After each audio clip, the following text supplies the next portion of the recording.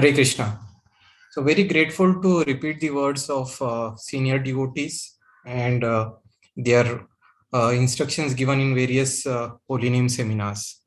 So our mind is distracted all the time, and during chanting especially it is more distracted. So during chanting, either we are planning for the day, or we are thinking of something that has happened in the past, or we are planning for the future. So it is constantly distracted. So in one of the seminars I heard was that mind is like a bird. It has two feathers. One feather is of the past and one is of the future. So it is continuously flapping. Or one feather could be of hankering and other could be of lamentation. So while chanting, we need to cut these two feathers. That is how we can focus. And in another lecture of His Grace Chaitanya Charan Prabhu, I heard that our mind is like a screen which get inputs from different directions or different windows, like the five senses and as well as the recollection of the memories of the past. Or the mind is like a restless child. Now, when we see at a child is easily distracted. Like if a child is doing certain activity, and if there is a loud noise coming from some direction, the child will easily get attracted towards it because the child does not have the power of discrimination. Now, while an adult is doing some activity, and if he also listens to certain sound, he will see whether it is worthy of listening. If it is not, he will continue doing his activity. So that is the difference. That intellect has the power of discrimination, but mind doesn't. Because mind will not distinguish between what is interesting and what is important. It will get easily attracted to something that is interesting and not important. So that is what happens during chanting, that if we are sitting in a group and chanting and somebody enters the room, then that might not be very important, but somehow our mind will get distracted.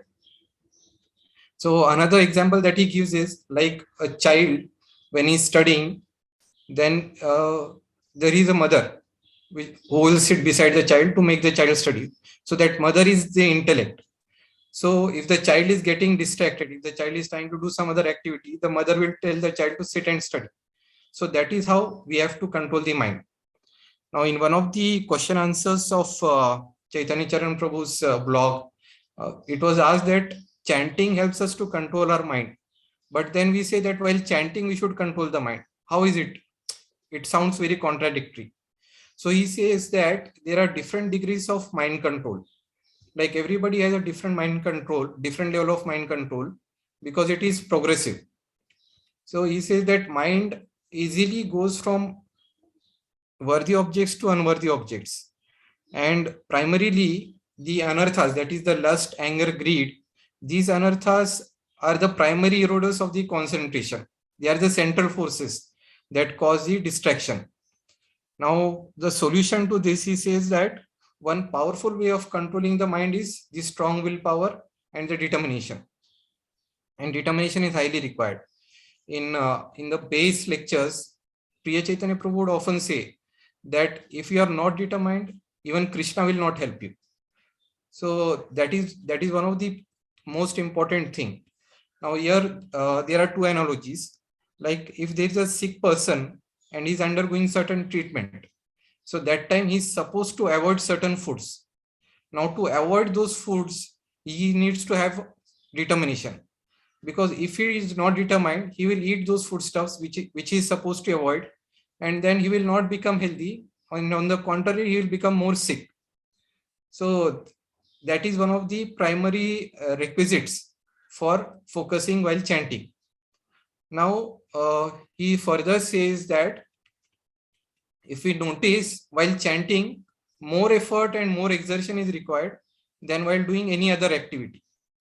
Why is it that? Because he says that for the mind, it is very, very easy to get distracted to activities which the mind wants. Something like, see, if we are watching cricket or watching movies or any other activities, so that time the mind will not resist. It will easily cooperate. In fact, it will incite us to get diverted to those activities. Why is that? Because he says that if the mind because the mind knows that if there is a concentration of the holy name, there is concentration of Krishna, and therefore the mind will lose its control.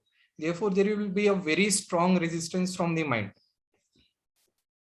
Now, for this, he says that if the person starts developing taste for Krishna, then the mind will gradually lose its control of getting distracted again and again.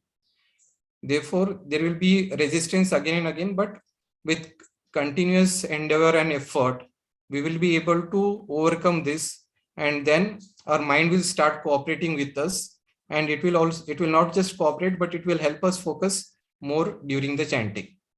Hare Krishna.